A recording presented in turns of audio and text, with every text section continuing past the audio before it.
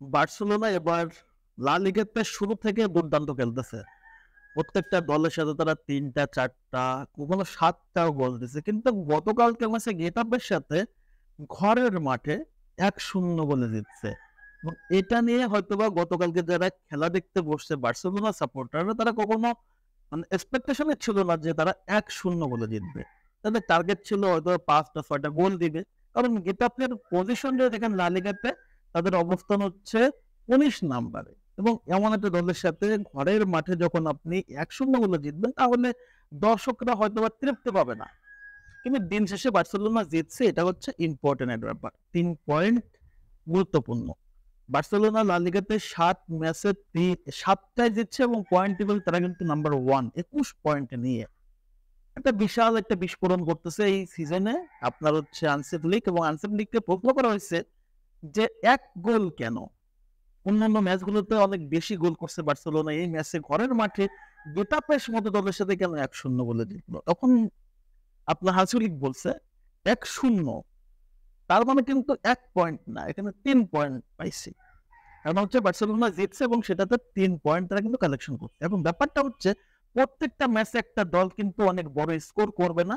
দলের জয়টা কিন্তু মূল লক্ষ্য হওয়া উচিত। বার্সেলোনার ডিফেন্সটা গতকালকে সলিড ডিফেন্স ছিল। কখনো হয়তোবা আমরা দেখি যে আসলে পথসম্মুখে পা কাটে, তো গেতাফে এমন একটা দল বার্সেলোনার জন্য। বার্সেলোনাকে সবসময় গেতাফে কিন্তু চ্যালেঞ্জ দেয়। এর আগে অনেকগুলো ম্যাচ খেলছে বার্সেলোনা। গেতাফের সাথে কিন্তু তারা প্যানিক করে ফেলছে। যার কারণে তাদের মূল ফোকাস ছিল গেতাফের সাথে ৩ পয়েন্ট অর্জন করে এবং সেটাই করছে। একমাত্র গোল করছে হচ্ছে আপনার রবার্ট লেভানডস্কি, যেটা কিন্তু ফার্স্ট হাফে হয়ে গেছে।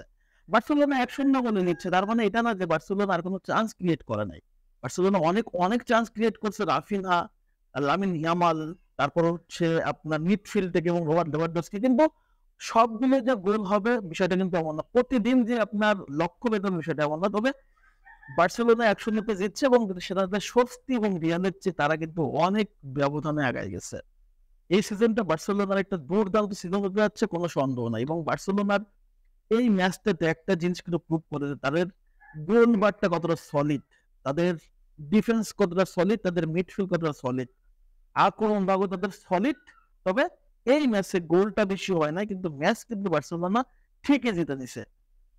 এই ম্যাচগুলোতে অনেক সময় আপনাকে অনেক বেশি মোটিভেট করবে না, বাট এই ম্যাচগুলো, এই পয়েন্টগুলো আপনাকে কিন্তু অনেক সময় অনেক বেশি লিগ জয়ে সাহায্য করবে।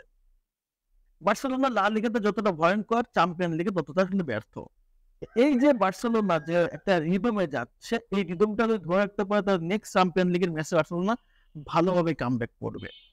তো বার্সেলোনার যে বর্তমান টিম এবং হান্সি ফ্লিকের যে টেকনিক, এই টেকনিকটা কিন্তু প্রত্যেকটা প্লেয়ার মাঠে কিন্তু পারফেক্টলি এক্সিকিউশন করতেছে।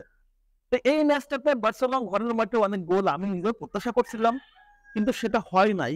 তারপরেও বার্সেলোনা জিতেছে, এটাতে অনেক বেশি স্বস্তি হওয়া উচিত বার্সেলোনা সাপোর্টারদের। কারণ যে টিমটা, যে ধ্বজাবাঙ্গা একটা টিম রেখে গেছিল জাভি, সেই টিমটাকে নিয়ে হান্সি ফ্লিক এত দ্রুত কামব্যাক করবে, এত দ্রুত টিমটাকে সাজায় নিয়ে আসবে, এটা কিন্তু ভেবে নেওয়াটা একটা দুঃস্বপ্ন ছিল। বাট সেটা কিন্তু করে দেখাচ্ছে হান্সি ফ্লিক। এবং এই ম্যাচের পারফরমেন্স কিন্তু সবার দুর্দান্ত ছিল। আপনি কাউকে বলতে পারবেন না যে কারোর পারফরমেন্স ঘাটতি ছিল। হয়তো রাফিনা এই ম্যাচে নিজেকে অনেক বেশি আসলে এফোর্ট দিতে পারে নাই।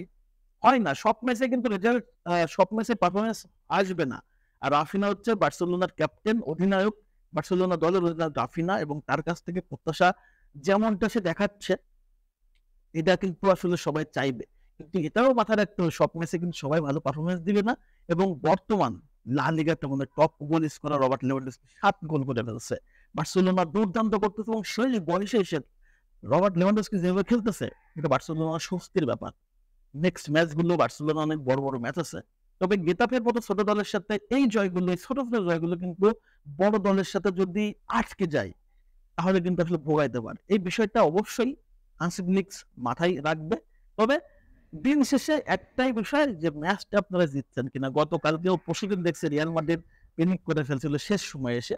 বার্সেলোনা কোনো প্যানিক করে নাই। এটা হচ্ছে গুরুত্বপূর্ণ যে ম্যাচটা ড্র হয় নাই। তো শেষ পর্যন্ত ১৯ নম্বর দলের সাথে বার্সেলোনা ১-০ গোলে জিতছে এবং বার্সেলোনা সত্যি প্রমিজিংলি এবং সত্যি কথা ডমিনেট করে দিচ্ছে। কারণ মাঠের ফুটবল সেটাই বলে, বল দখল ৭০% এর উপরে ছিল। শট অন টার্গেট ৪টা ছিল, বাট তারপরেও মাঠে এক কথায় ডোমিনেট, সুপার ডোমিনেট করে কিন্তু বার্সেলোনা খেলছে, শুধু গোল হয়েছে একটা। তো বার্সেলোনা সাপোর্টাররা হতাশ হওয়ার কিচ্ছু নেই, বিকজ বার্সেলোনা তাদের পারফেক্ট লাইনে আছে। সামনের ম্যাচগুলোতে হয়তো আরো ভালো কামব্যাক করবে, আরো ভালো বড় ব্যবধান জিতবে, এটা হচ্ছে প্রত্যাশা।